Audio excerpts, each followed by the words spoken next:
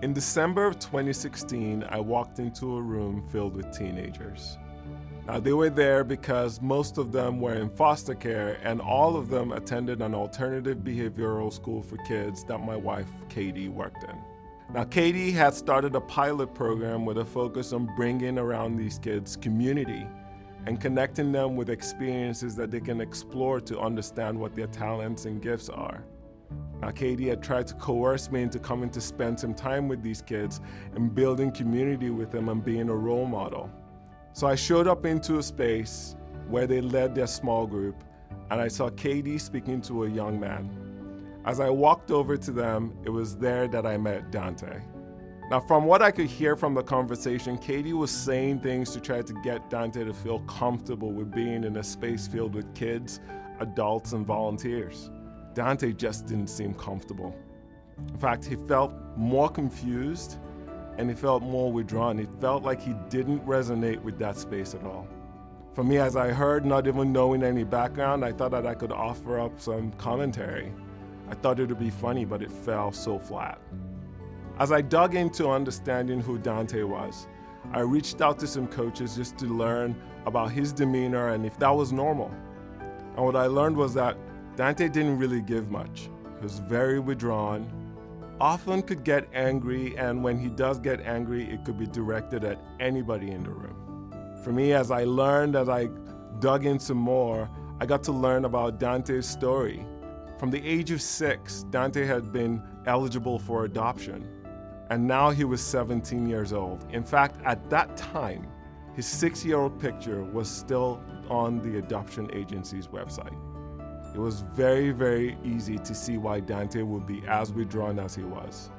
For someone who had been promised connection, for someone who had been promised belonging, he had not received it in 11 years. For me, it's a hard thing to understand about this country. For kids growing up in their neighborhoods and not being seen, not being anchored in relationships, feeling no sense of connection. My name is Illoba Nzekwu, and I am the co-founder and co-executive director of that organization that my wife started that spun out of this program. I'm a Nigerian immigrant, the first of 5 kids, 8 if you happen to count my cousins who moved in with us as toddlers when their father died. For my parents, my cousins moving in did not require a family meeting. It didn't require a poll. They just moved in. They moved in because their family chose to take responsibility for them. Their family chose to anchor them. In Nigeria, we have a saying that it is not the madman who is ashamed, but the madman's brother. This is a reflection on the sense of responsibility that the community and its people must take in taking care of their own, especially when they're children. At Found Village, this is what we do. We build anchoring relationships with kids by coaching and mentoring. We support them by building and exploring experiences that they've never gone through.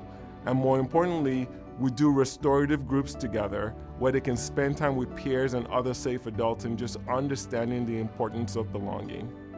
As time went on, I got connected even more with Dante. We would take drives, we would go to the driving range and hit golf balls. We would meet once a week, but more importantly, Dante was becoming a constant participant in the small groups that we had. This one day, I walked into small group and I happened to find a lot of yelling in the background. Everyone seemed uncomfortable. It was Dante. It was that Dante that everyone talked about when I first met him. As I walked in, Dante seemed inconsolable, crying, punching at the walls, screaming and cursing. As I leaned in closer, I started to pick out what he was trying to say. I asked him what was going on, and he shared that on that day, he was marking the date that his mother died.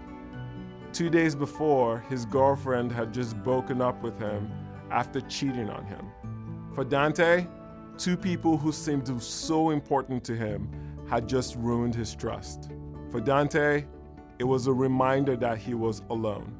For the first time, I got to see Dante talk about how alone he felt, how isolated it was, how he had to go to his apartment by himself every day in the dark and not even be able to sleep.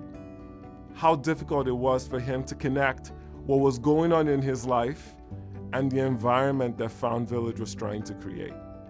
For Dante, it seemed like finally he was able to articulate what he was feeling inside. And all I could do was listen. The next day as I got into the room, Dante was the first person at the door trying to hug every kid who was walking into the room. In fact, the kids seemed so confused at the fact that this guy who was so angry the day before that no one wanted to be around was now the person who was welcoming them into the room.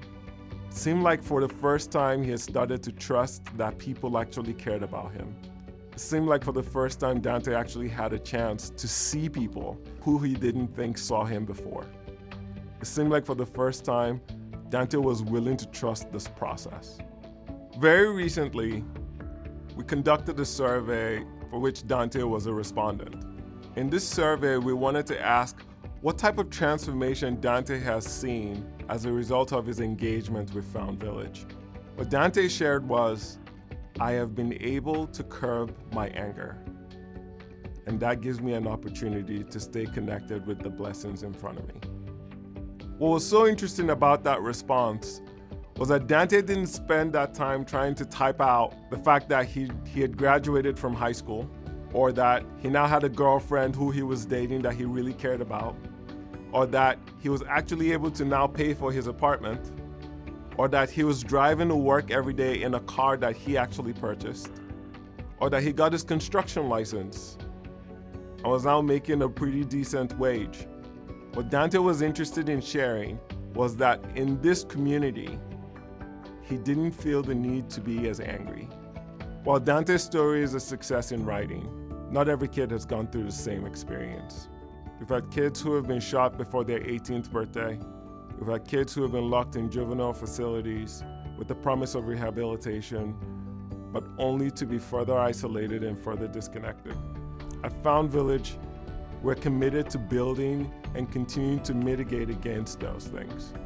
The person who is ashamed is not the madman, but the madman's brother. We have a responsibility to be a community for our young people.